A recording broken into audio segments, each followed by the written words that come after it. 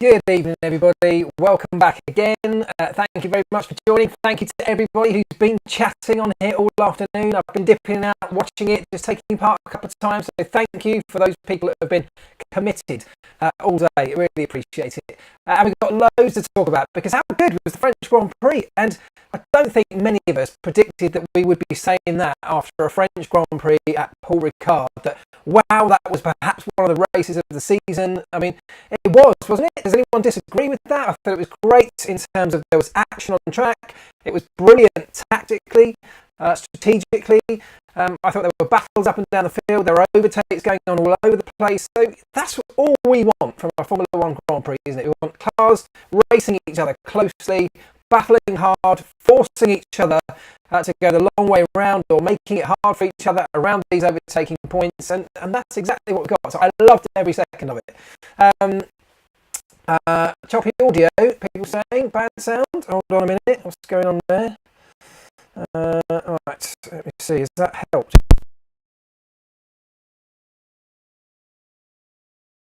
That fixed the audio. I was plugged in, it's not just a human error, which I know we've had before. Can you hear me now? Audio needs sorting. Tell me if it's getting better, because I've just switched off and started and re-plugged in again. Sound, yeah. Crackly sound, okay. Does sound a bit like Max Verstappen, they're saying. Okay. Okay, I don't know what's going on there then. Mic's all plugged in, unless it's something at YouTube's end. Got a good connection. Let's hope it gets better, shall we? Hold on 1 second, let me see if I can do anything here. Hold on a minute. Thank you very much. Beer delivery. You're early, darling, but thanks. Right, done. Good. Everyone seems like can hear me. Brilliant. And in that little interruption, I got a beer on the go, so that was good as well. Audio's good. Right, let's crack on then. Thanks ever so much again for everyone who's joined. I don't know how much you heard, but there was nothing interesting anyway. So let's start right here, right now, and talk about the French Grand Prix. Where should we start? I asked that question a moment ago, and people were talking about strategy as being the big thing. Where did Mercedes throw it away, or did Red Bull win it? So let's talk about that first of all, because there were loads of questions off the back of that race about decisions that were made in seemingly correctly, some decisions that weren't necessarily so good, or at least on the outside didn't look so good. Glaring errors, are Mercedes cracking under pressure? All of these kind of questions popping up both on here and on Twitter and Instagram over the weekend. So let's deal with some of those.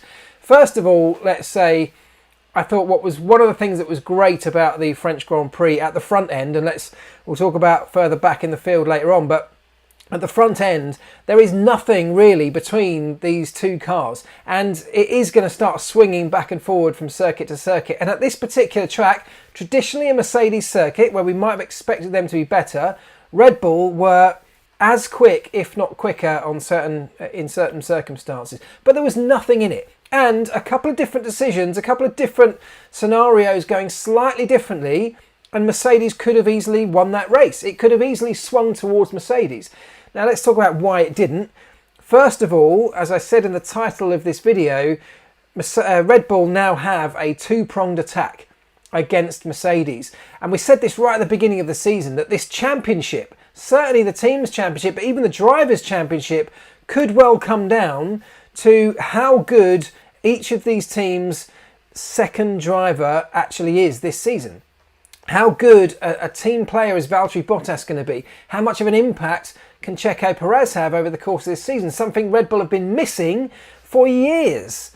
And what we saw on Sunday was that Red Bull absolutely had the better of those two guys when it came to the race. And strategically, Red Bull played a blinder. Now, Mercedes, of course, got the jump at the beginning, so Lewis had track position. He's leading the Grand Prix. Best place to be, of course, at that stage in the race. It allows him to control the pace to some extent.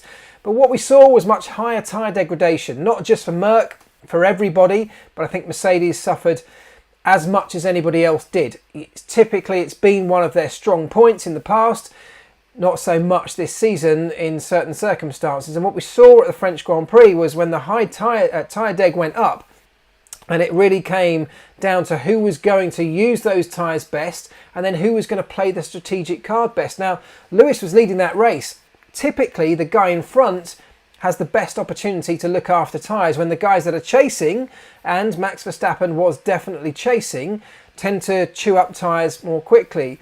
And of course, you know, what happened was Mercedes didn't do that. They didn't make their tyres last any longer than Verstappen did when it came to their stop. And as we all saw, the power of that undercut that everybody underappreciated going into that Grand Prix. Even Red Bull underappreciated how powerful that undercut would be, but not as much as Mercedes did.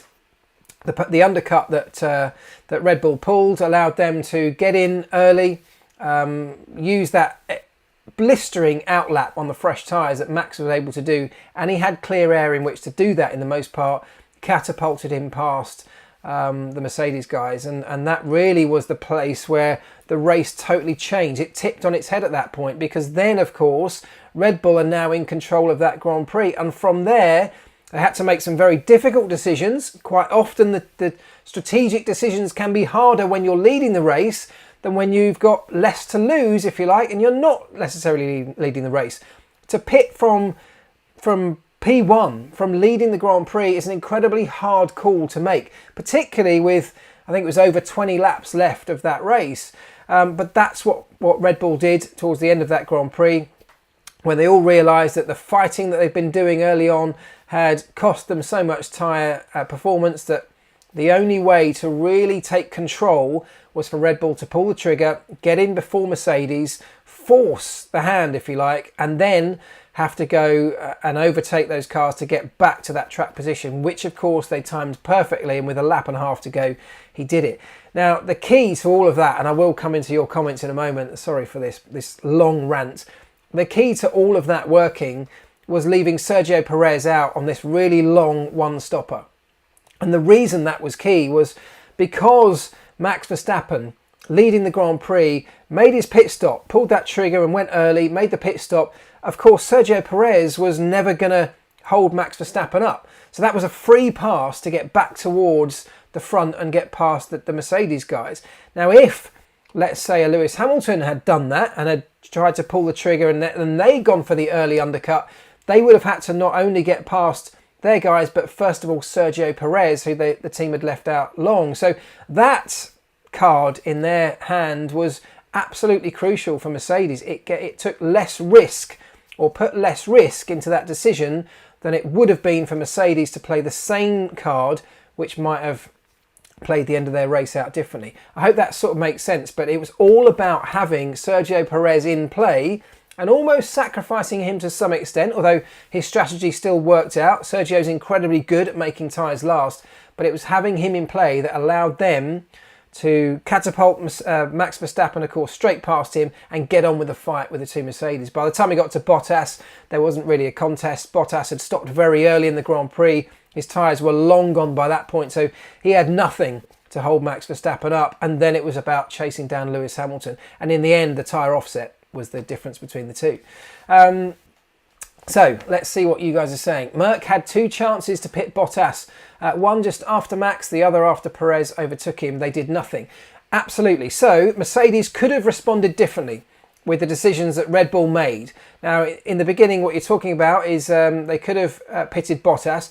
The problem with pitting Bottas was, first of all, Bottas simply isn't as strong as if it was a Lewis Hamilton, for example. If you're pitting Lewis Hamilton to put him back behind those cars, there's every chance he can fight his way. You've got utter confidence in him fighting his way back towards the front.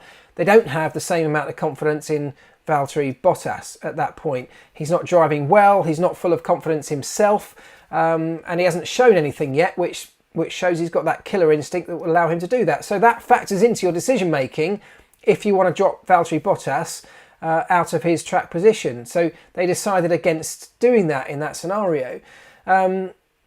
The other one with Bottas, yes, you're right. And actually the other one was with Lewis Hamilton.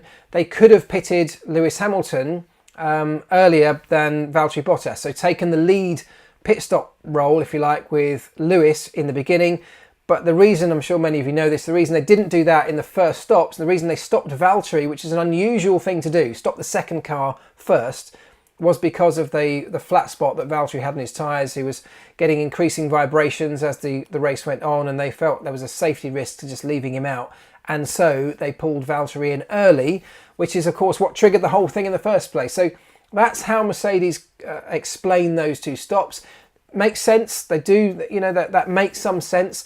Yes, the race could have played out differently, but I think they factor in all of these different things to their calculations. The one thing they got wrong in their calculations, above all else this time, was the power of the undercut. They had absolutely no idea that Max, with the 3-second gap I think that he had, would be able to get out and still jump the two Mercedes cars with that pit stop. And it was that calculation that they will be now scratching their heads trying to work out how on earth their modelling software came up with a safety gap of 3 seconds, which turned out not to be safe when Max Verstappen made his pit stop. That's what will be the biggest area of focus, I'm sure, for Mercedes over the course of the next couple of days. Let me see. Did the rain before the race help the excitement and changes in pit strategies? It definitely did, because the rain before the race, of course, I'm sure you know this, but it lowers the track, the grip coefficient of the track. So between Saturday and Sunday, there was a lower grip surface essentially on Sunday than there was on Saturday. Now what that tends to do is increase the chance of graining on a Sunday. Graining is when, you know, you put a fresh set of tyres on and you go through the warm-up phase, and the rate at which the surface of your tyre heats up compared to the bulk of the tyre or the core of the tyre, if those two are heating up at different rates, you get graining. Now typically what happens there is, you're on a low grip surface or a very cold surface, you go out, you push really hard on your new tyres at the start of a race or after a pit stop, you start to slide on that low grip surface, you massively ramp up because of the high frictional forces going through a sliding tyre, you ramp up the surface temperature massively, and that rate of temperature increase massively exceeds the rate of temperature increase in the core, and essentially it just shaves off or sheds the top layer of rubber. It rolls off like beads of rubber when you drag a pencil eraser across a desk. Those tiny little balls of rubber start to peel off the tyre, and of course when that happens you slide more and the problem just exacerbates itself. So the lower grip surface on Sunday after the rain definitely contributed to that, and I think as a result of all of those things it definitely changed the race. So yeah, it probably did make it more exciting.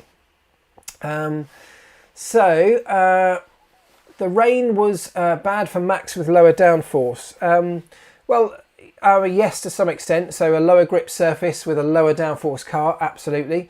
I think Max Verstappen, or the Red Bull car in general, seemed to be better in low downforce conditions than the Mercedes car, perhaps because inherently the car has more downforce from its underside, from its high rake angle. So the downforce being produced from the underfloor, which is a huge chunk of a car's downforce, by the way, is probably more on that Red Bull than it is on the Mercedes, and therefore the wings, going up or down in wing levels plays less of an impact on the Red Bull than it does on the Mercedes. Or what I'm trying to say is there may still have been inherently more downforce on the Red Bull, or a similar level on the Red Bull, than there was on the Mercedes, despite the fact the Red Bull had a slimmer rear wing on the car, if you get what I'm trying to say.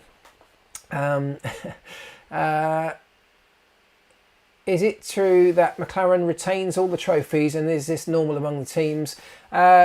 It is true, so that is true, and I'm not sure about all the teams, but definitely lots of the teams do that. So the teams retain the original trophies for their trophy cabinets, and the drivers get a replica.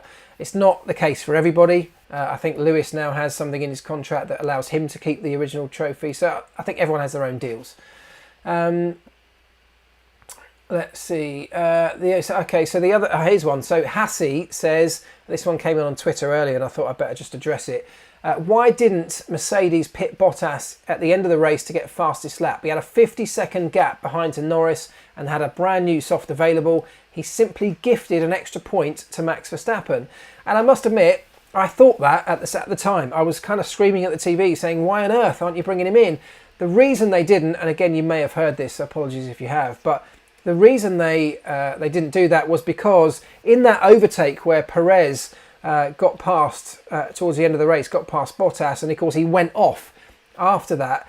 There was an FIA, a steward's investigation for Perez. Now, Perez, if that had been deemed an unfair overtake, or he gained a lasting advantage by going off track, he would have likely got a 5-second penalty.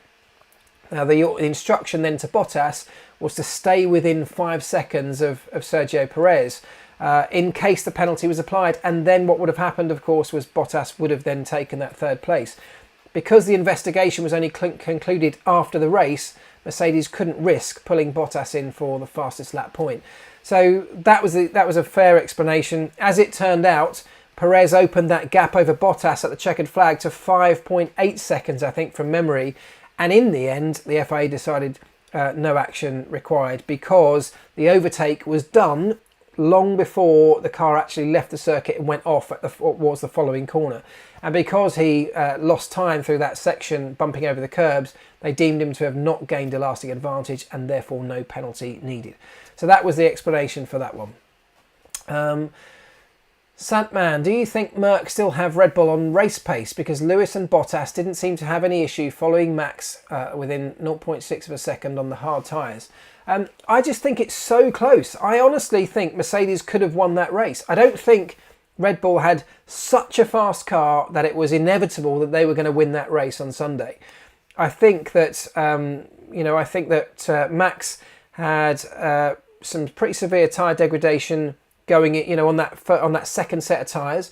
So let's say nobody had come in for the second stop.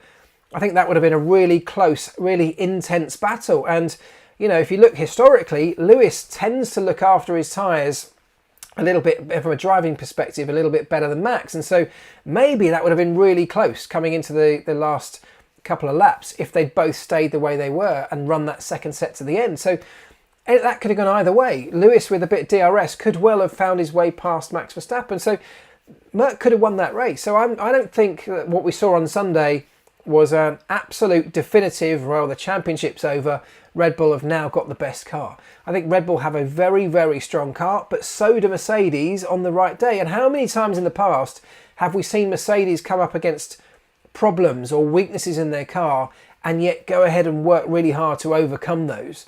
They're not a team that's going to throw this championship away lightly. They're not going to give up.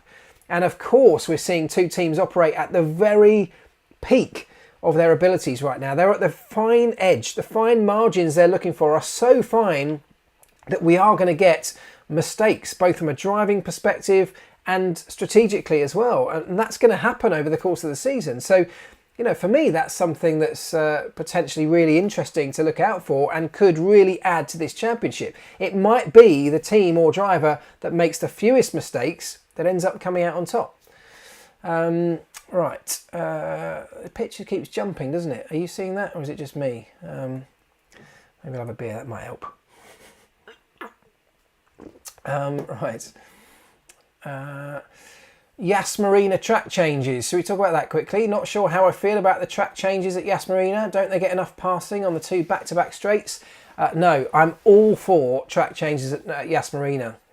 It's an amazingly spectacular circuit to look at from a TV perspective, even more so when you're there. The facilities are incredible. I think as an event, it's amazing the way they put on the show, but the racetrack just does not lend itself to these current cars being able to race hard. It's actually almost always a really boring racetrack in terms of the last sector is all kind of slow 90 degree turns. The two straights, it's got a very, very tight hairpin coming onto the main back straight, and it's such a slow exit speed. It's the slowest corner on the racetrack. Coming onto that back straight, that you're so slow coming out of there, it takes you probably 3/4 of the way down the straight to get anywhere near an effective tow from a car in front, because you only really get that tow once you build up enough speed that it doesn't have enough power to then you're almost at the end of the straight before that's effective enough. And so the changes they're talking about, if you haven't seen this yet, they are talking about reprofiling that first hairpin, the really slow hairpin, to make it faster on the entry. So they're going to lose the chicane before it, So that's going to be a much faster run down to it. Hopefully that becomes an overtaking opportunity. But they're also going to reprofile the actual chicane, to the actual hairpin, to make it a faster hairpin than it is right now. It'll still be a hairpin, but it's going to be faster. And therefore your exit speed onto that main straight should be faster, and therefore the toe should be more powerful along there. They're also looking at further changes on the other straight as well. So for me, I think that's great. I think it's whatever we can do to try and improve that, and it's going to happen before this year's race, which I think is great. So I'm all for it. Ultimately, I'm not sure you could make it too much worse, right? Anyone disagree with that? Right. Yeah, I don't know what's going on with the chat. Sorry about that, but it's fine. You can figure that out. You can see it on your screens, can't you? Right. Looks like Vettel's finally put his 2018 oh, hang on, where's it gone? Looks like Vettel's finally put his 2018 German GP behind him. Really seems revitalised. Danny Rick did well this weekend too. He's getting to grips with McLaren. Absolutely, both of those things correct, and it's really good to see. Daniel Ricciardo, you could just tell from his body language, he seemed more comfortable in the car, and you've got to be slightly hesitant because it could well be circuit specific. It could well be that we get to another racetrack and things are very different. Austria next, of course, a very different type of track to Paul Ricard, but he seems more confident, more comfortable, and that can only be a good thing. And exactly the same for Sebastian Vettel. I mean, what has happened there? A good couple of results from Monaco and Baku, and it's amazing how the confidence changes in a driver. And I've seen this many times, by the way. Drivers, they have a certain way of driving. They never lose their talent overnight, but the confidence, the mindset that a driver, and in fact anybody, whether you're working in an office or anywhere, the way you operate, the performance level you operate at is so massively affected by what's going on in here that can be the difference between, you know, half a second a lap sometimes, or just a great race result as opposed to a terrible one. And it feels like both of those two drivers have just had something that's clicked, particularly Sebastian Vettel. So that's great. Sainz beating Leclerc. Seems like Charles has nothing for Sainz as far as saving tyres either. So yeah, Sainz come in doing a really, really good job, hasn't he? He's been slightly inconsistent, made a couple of mistakes, but you know, so has Leclerc. It's obviously not a very easy car to drive. I mean, let's talk about Ferrari. Yes, great that Sainz is doing very well, having moved teams. Ferrari, though, what a disappointing weekend it was for them. It really feels like they've got some inherent issues on more normal tracks in looking after tyres. The street tracks where they had some pretty decent results, certainly in qualifying, and maybe that's the difference, qualifying to the race. The difference between one lap pace and looking after your tyres over a race run is night and day, and Ferrari don't seem to have a balance between the two. I think we talked about this last week, where you can really set your car up for a great qualifying lap, but if you went all the way towards qualifying, you're going to really sacrifice your race pace. And I don't know if that's what Ferrari are doing, or whether they just inherently have a problem in looking after and managing tyres over the course of a race. It looked like they were suffering graining on the front tyres, perhaps more than anybody else.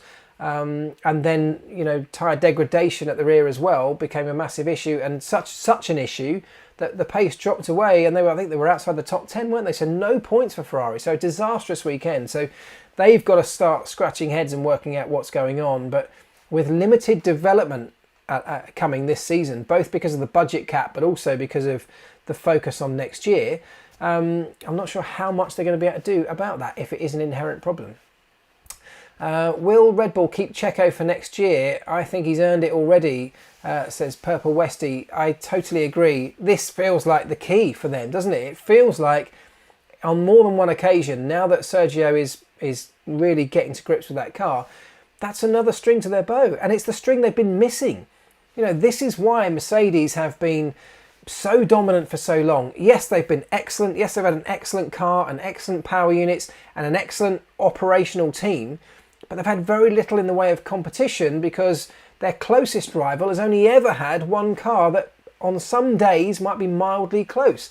Well, now they've got a full operation at Red Bull with two cars in the fight. Strategically, we saw how important that can be on Sunday. And now Mercedes have really got to dig deep. They've said they wanted this for some time. Lewis keeps talking about wanting competition, enjoying the competition. I believe he does enjoy that. And he will not take this lying down. I have no doubt the battle that will commence for the rest of this season should be epic, and I'm really looking forward to it. I want to talk about next year. We just talked about it briefly there, about next year, whether it's Sergio at Red Bull next year, Ferrari holding back development because they're focused on next year. Let's quickly cut to next year, and I want to go to the poll that I dropped onto the community tab earlier on today. If you saw it, if you took part, thank you. The simple question that I asked, let me just bring that up. The simple question that I asked was, hypothetically, if you could cancel the new for 2022 F1 regs and leave things the way they are, would you do it? And it's a very hypothetical question. I've asked it based on the fact that we seem to have some great racing going on almost every race now, and the performance levels of all these teams, as often happens, begins to converge the longer you leave it alone, and yet now next year we're about to throw it all up in the air and change it again. If you could scrap it next year and leave things as they are, would you? And this is what you all said. So almost 2,000 of you took part. 23% say yes, it's closer than ever, so I'd leave it the way it is. But 70% of you, perhaps unsurprisingly, say no, I'm really looking forward to shaking things up a bit next year. And 8% not so sure. I completely agree with you. I think I asked the question with a bit of a tongue in the cheek because, of course, what we're doing for next year is not just as a band-aid. It's not just a quick fix to some of the problems that we've seen in recent times. It's a longer term strategy to making the sport more sustainable in terms of allowing more teams to compete with each other through things like the budget cap that obviously we're introducing now, but also with cars that should be allowed to or able to follow each other more closely because of hopefully removing that big inherent aerodynamic problem that we've got right now. So I agree with the 70% of you that say no, we should leave things the way they are.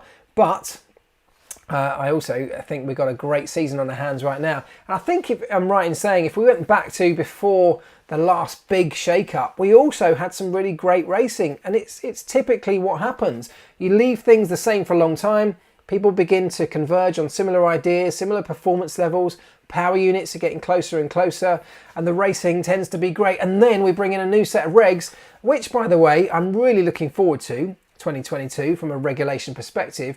But there's absolutely every possibility of one team absolutely blitzing everyone else out the park, and we could have an utterly dominant year next year. And I already know if that were to happen, that everyone's going to be shouting, we should have left it the way it was, which is kind of why I asked the question. But I'm kind of pleased as well that everybody, or the most part, 70% of you say we should definitely go with the 2022 regs, because there's so much about that to get excited about. I'm really looking forward to it. I cannot wait, seriously. As a technical person particularly, I'm really intrigued to see how the teams interpret these regulations that are coming in next year. So yeah, very exciting. Do you think certain teams will have blown their budget on this season, such as Red Bull and Mercedes? Well, that's a really good point. It's not necessarily about blowing the budget. If you mean blowing the budget as opposed to holding back for next year, obviously separate budgets for each season. So what you spend this year isn't necessarily taking away from what you can spend next year. However, in a championship fight, the development race could well be what decides it.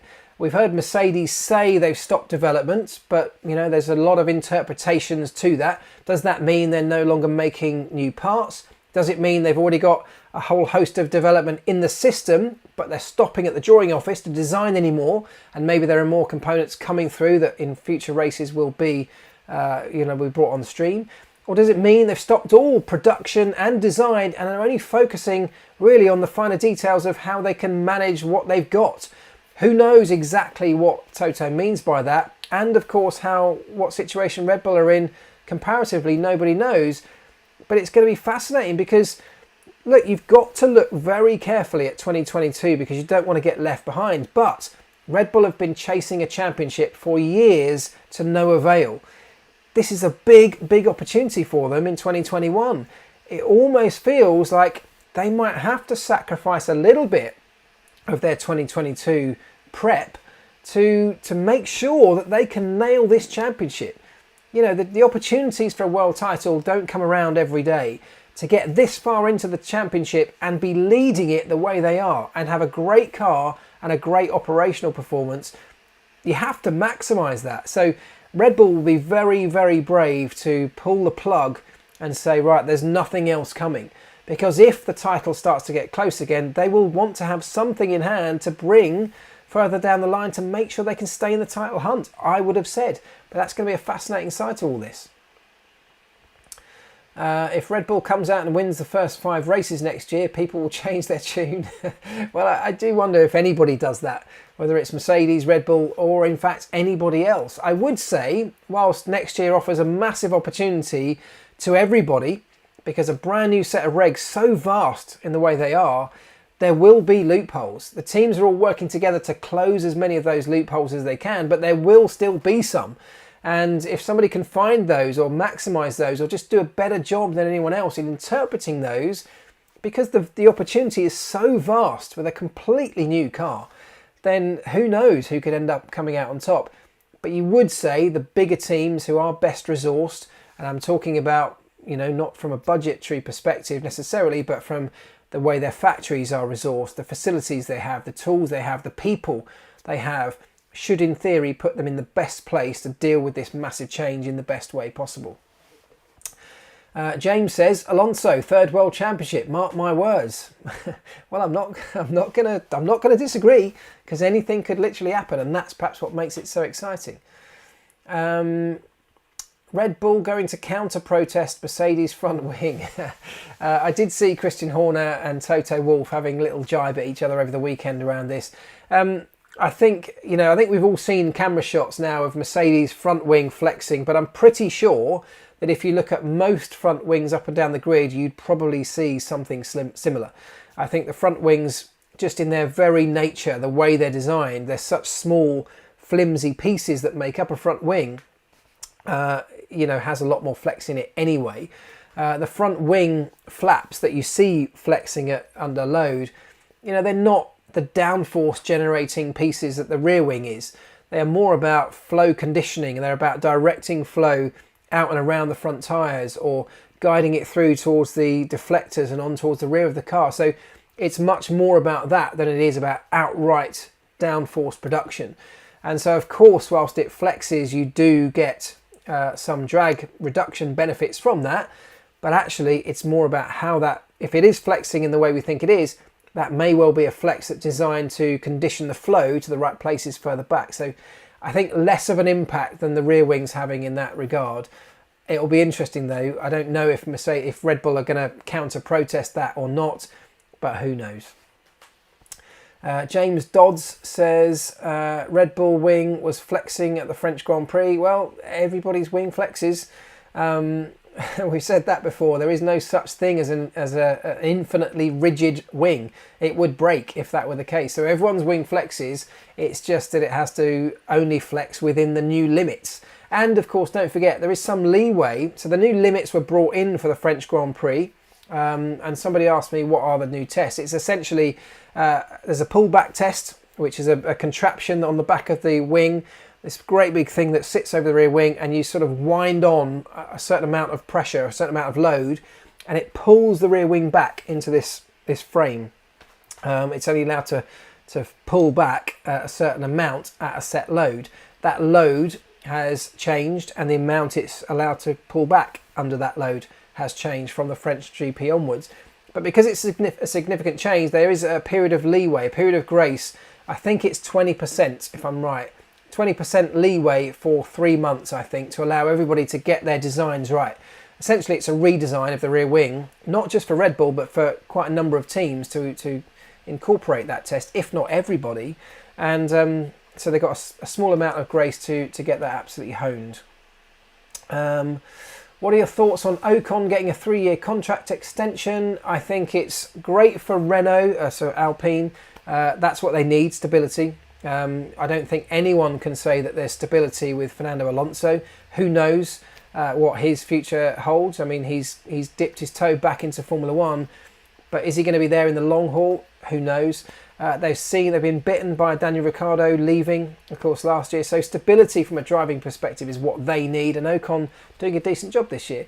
from his perspective as well, it's probably just that having that knowledge that you've got a long-term contract can totally, like I said earlier, change the mindset of a driver, and that can bring you performance. So I think it's good all round, really.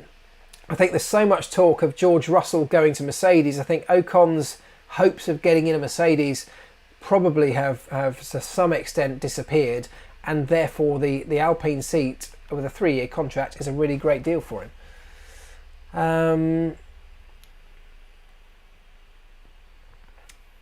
Hold on, where are we? Here we go. Do you believe all those messages on the radio from Lewis complaining about tyres, or is it a desperate attempt to mess with Red Bull's strategy and mind games? Will we hear more and more of those messages? So I'm not sure it's a desperate attempt. I think actually it's a pretty clever way that they do this, and I do believe that a lot of what you hear Lewis Hamilton saying on the radio around tyres is designed for exactly that reason. It's designed to play into the minds of other teams, and it's not about desperation, it's actually about playing the strategic game. If you think about what we heard, and bear in mind, take all of this with a pinch of salt, the radio messages that we get broadcast on the television are a tiny selective group of messages that the producers of the TV show have decided are interesting and entertaining to play out. It's a tiny portion of what goes on that team radio. If you listen to the team radio channel, you will know that it's constant chatter all the way through. But of course, they play out the most dramatic of those messages. So if Lewis Hamilton says the tyres are absolutely gone, they're going to play that out. The Red Bulls of this world are going to listen to that, and they're going to hear it, and they will think, okay, so Lewis Hamilton's tyres are gone, we need to pit. And look, it also worked the same way in the opposite way. If you think about it, Sunday, Max Verstappen saying if we carry on at this pace, there's no way we can possibly make it to the end of the race. Now, is that him being honest, or is that him playing the same sort of card to try and just trick or edge the other team into making a decision that would then make the Red Bull decision potentially easier? At that point, if Lewis decides to try for an undercut, that's a very early undercut, which means a long stint towards the end of the race. Maybe that's a tricky one. As it went later on, of course, the decision became easier for Red Bull, and they were able to make that decision from the front. But, you know, these radio messages are all part of the game. I know that all of the teams have people whose job it is to sit there intently listening to every other team's radio. They did it back in my day, so much so that we all ran military-grade encrypted radios at one point. By the time it escalated to a point we were spending a huge amount of money on encrypting our radios to try and prevent other teams from listening. And even then, we weren't quite sure whether they were or not. So we still had to be very guarded about what we say. So everyone knows that everyone else is listening, and therefore people have codes for what they're trying to say, what they say and what they really mean. And some of that gets played out over the radio. So I'm not that surprised. Racing's a poker game. Absolutely, says Spinning Records. That's exactly what it is. It's all a game of cat and mouse strategically. And that's what I thought Sunday was great for. Strategically, the teams have a huge number of tricks up their sleeve to try and tempt other teams into making a decision, to try and tempt other teams into thinking they're going to make a different decision. There's all sorts that goes on behind the scenes, and it's all part of the game. Hang on a sec. The FIA FM was quieter this weekend.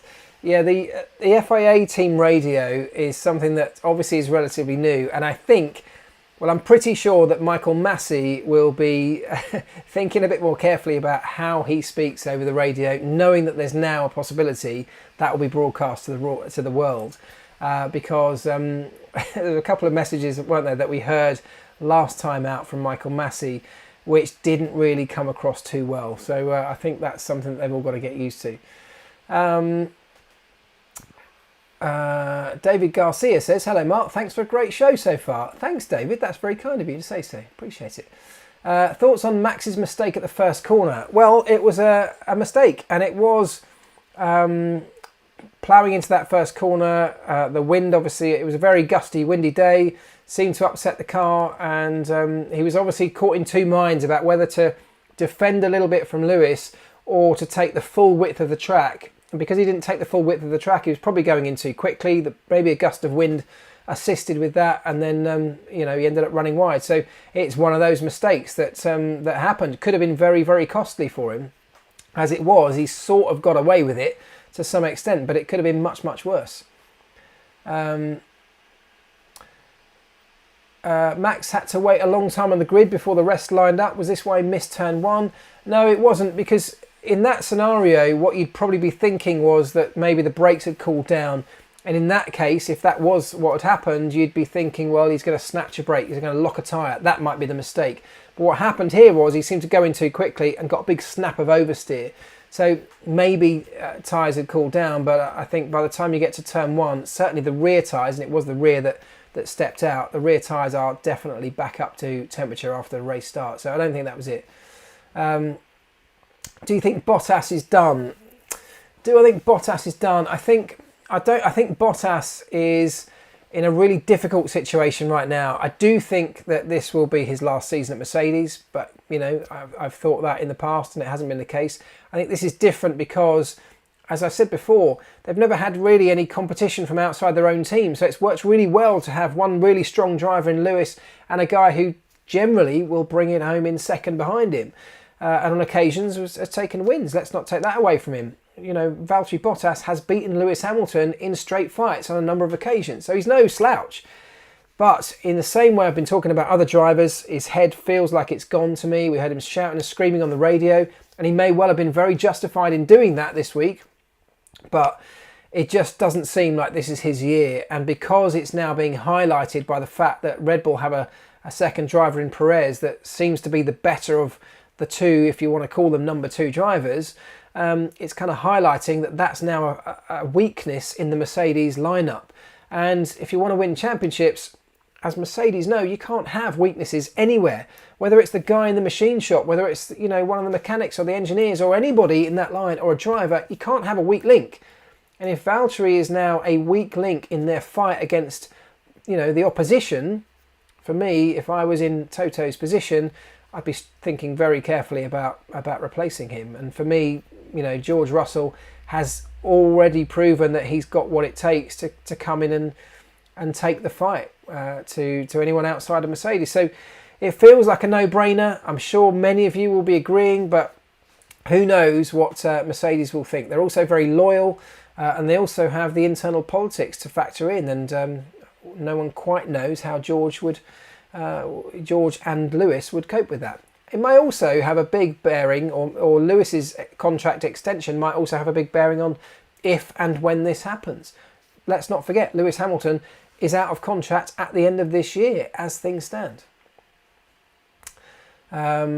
Seems that McLaren is working as a team and it's paying off. Absolutely, yeah, really good at McLaren. Things going very, very well. Really great to see the tribute to Mansour over the course of the weekend. And double points finish for them as well. The Mercedes chassis swap. That's a good one. So let's talk about that. I thought that was really interesting. So a couple of things happened. If you don't know, Mercedes have swapped their chassis between their drivers. So I think it's this way. I think Lewis Hamilton ended up with Valtteri's chassis for this weekend. And when I talk about the chassis, I'm talking about the monocoque, the bit the driver sits in, and then the engine and gearbox bolts to the back. So he will have kept his normal engine, kept his normal gearbox, but bolted those two components to Valtteri's chassis. Now, a lot of people saying that's really unusual. It is very unusual because you have a pool of chassis in that come through production. It's a lot less now than it used to be, but maybe there'll be 5 or 6, probably 6 chassis in total that a team will produce over the course of a year. Now, you don't produce them all at once necessarily. You can hold back production, and if you don't have any crashes in the first half of the season, maybe you don't need to produce all 6. You don't need to actually manufacture all 6. But it would be really unusual in my experience to take a chassis from one driver just as part of a rotation and give it to another driver. Now, the only thing I can think that if Mercedes have done that is that to try and, in this era of trying to be transparent between their drivers, is try to do that to show that there's no advantage to any one driver. You're both getting exactly the same bits. You're going to have it for a few races and then you're going to have it.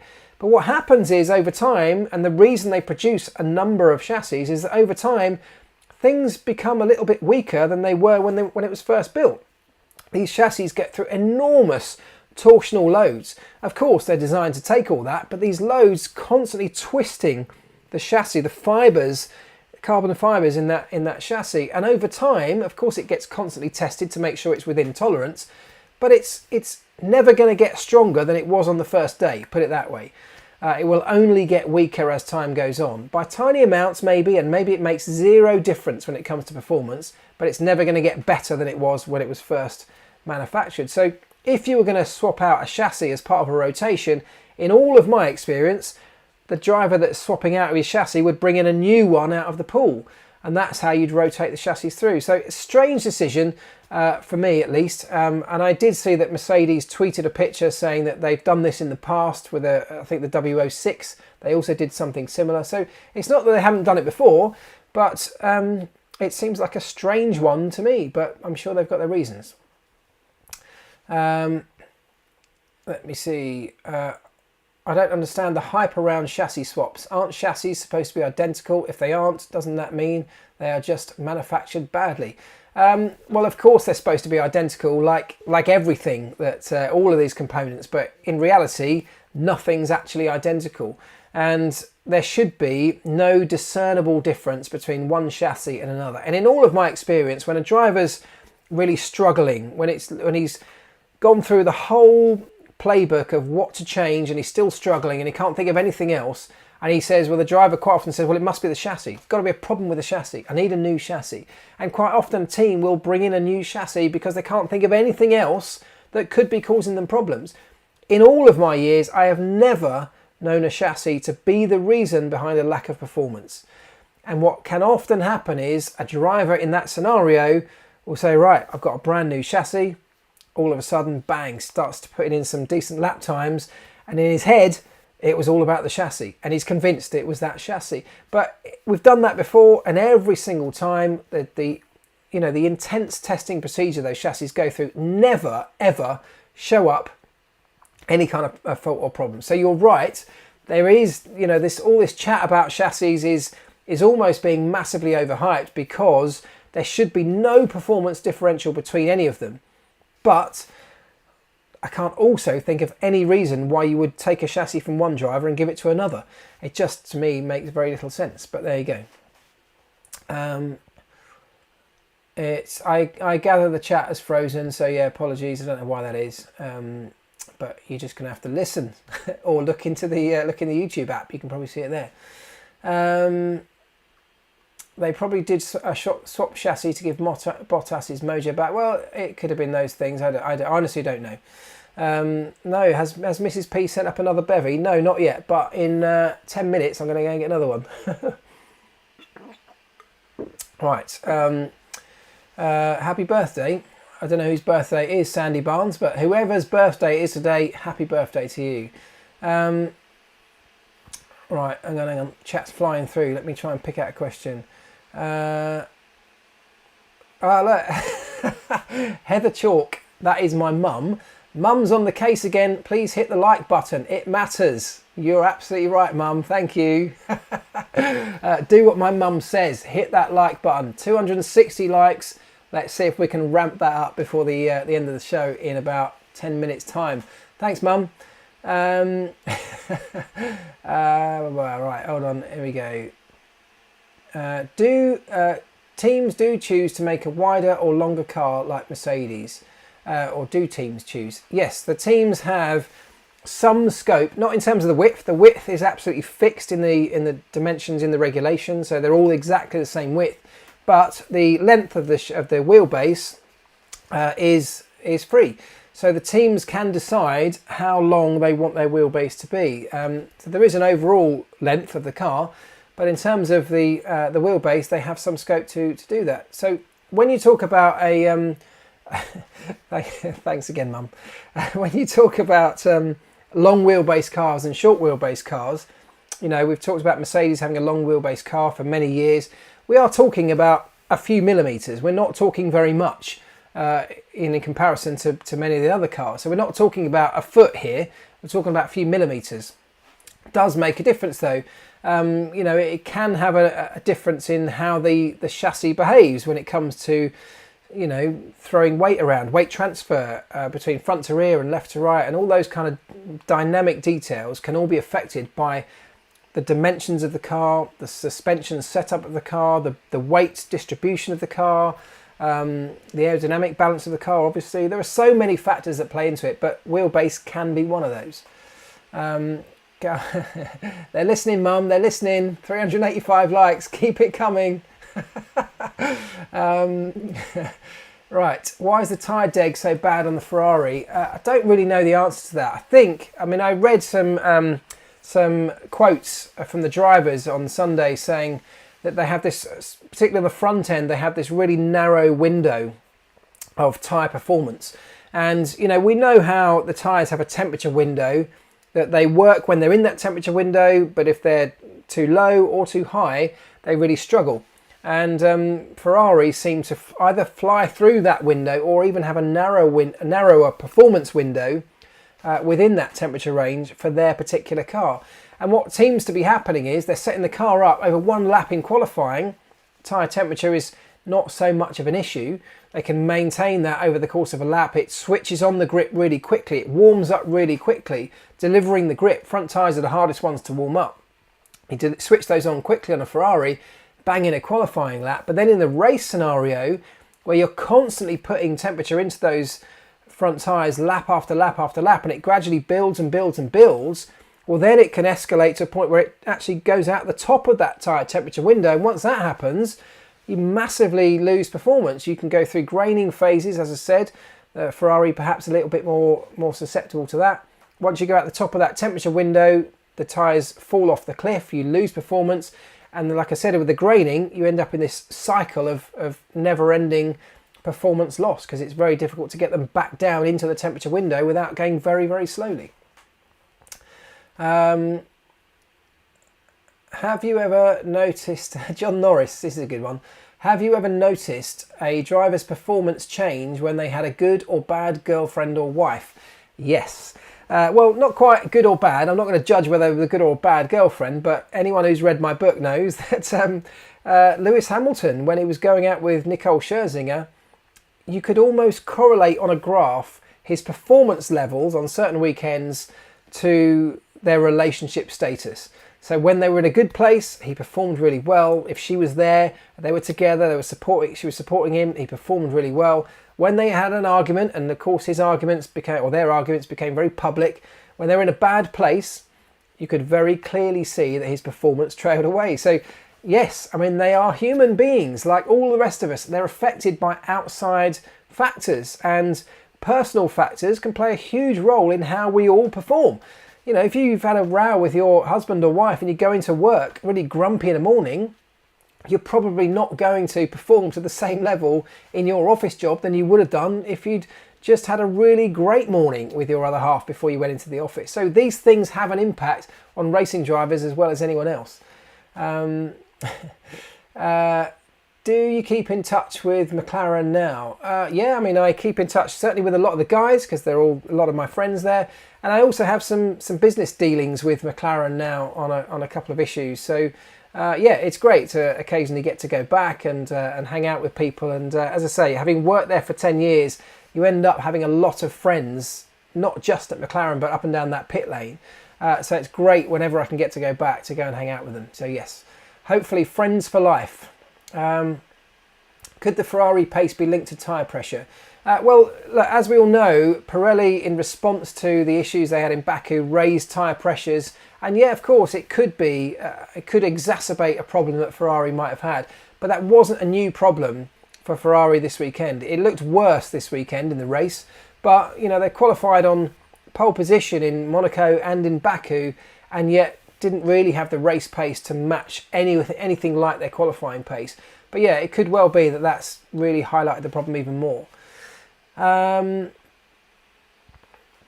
Let's see. Must be why Max is doing so well. His girlfriend is nice. Right, hang on. How long we got? 5 minutes. Come on, let's have a good couple of questions for the last 5 minutes. How do you think Mercedes will handle the mental blow of being beaten at one of their strong tracks? It's been a while since that happened after all. And that's a really interesting point, right? And first of all, my instant reaction to that is that Mercedes have been beaten in the past and they've always dealt with it in a highly commendable way. I've had a huge amount of respect for the way they've dealt with defeats. If you think about a couple of years ago when they had a really awful weekend in Monaco, I forget the year, but do you remember they really struggled out of the blue, having dominated everywhere else. And it was off the back of those struggles that they went away and focused so much on things like tyre performance that actually it catapulted them for the rest of the season. When they figured it out, they managed to enhance, them for forevermore. So they've always dealt with these things, in the most respectable way, delving deep, pulling together as a team, trying to work out what their weaknesses are and how they might overcome them. So I've no doubt they'll do that again. I guess the difference now is they're getting more pressure from outside. They've rarely ever had sustained pressure, as I said before, from anywhere outside their own team. Their biggest challenge has often been balancing Lewis against Nico Rosberg or balancing Lewis against Valtteri Bottas and keeping that internal fight from bubbling over. Whereas actually they tend to have had so much leeway behind them, so much, free space, if you like, in the championship that they could almost afford to make a couple of strategic errors and it wouldn't get really highlighted or picked up. They had so many strategic options available to them in most races because of the gaps behind them. Well, now they haven't got that, so they really are under pressure and having to make the right calls. But they've got a great structure, they've got great people. I'm sure they'll do very, very well. I want to see more Tales from the Treehouse. I'd love to do more Tales from the Treehouse. I'm just struggling for time right now with all the filming that we're doing for Wheeler Dealers. That's my biggest challenge right now, is finding time to do anything. So I will get back to it. It's not gone, believe me. It's all just on hold for now. I promise all those things will be back. Do you think drivers get enough mental health support? Thinking about the Naomi Osaka situation in tennis. No, I don't. I definitely don't. They all kind of, drivers, both mentally and physically, and this is quite rare in sport, are almost left to their own devices. So the team don't look after the drivers' fitness programs or mental health programs. They look after the team in that regard, but the drivers kind of are left to do their own thing. They disappear after a race, they come back 2 weeks later for the next race, and it's up to them what they do in between. So it's up to each individual then really to decide whether they want some mental health, some mentoring, some support in that regard, whether they need it or not. And not everybody's in a position to fully understand whether or not it can benefit them. Some people are inherently reluctant to do it because they're old school, they think it's a sign of weakness. Others are now starting to embrace it more. So some do have mental coaches and look after that side of them a lot more than others, but it's very much left to their own devices, which I still think is a bit of a missed opportunity in Formula One, that we don't embrace that a little bit more, personally. Right, last one. Here we go. Look, 2 minutes to go. Do you think Lewis can turn it around? There's a good one to end it on. Michael Schmickel. I do think Lewis can turn this around. Whether he wins the championship, I really wouldn't want to call right now. I'm finding it very hard. Anyone who did well on the SeedStream app predictions this week, congratulations to you, because I got 2 points, 2 out of the top 5 this week. But it's so hard to predict. That's the thing. It's so hard to predict. It's so close. But Lewis Hamilton is one of, if not the greatest racing drivers we've seen in a number of generations. Yes, Max Verstappen is right up there with him and proving to be an incredibly talented driver with a long career, hopefully well ahead of him. So we still don't yet know if we've seen Max's maximum potential yet. He hasn't got the experience of Lewis, but Lewis's experience is possibly what will help him in some of these really tight battles. But I, for one, can't wait to see the rest of this season play out.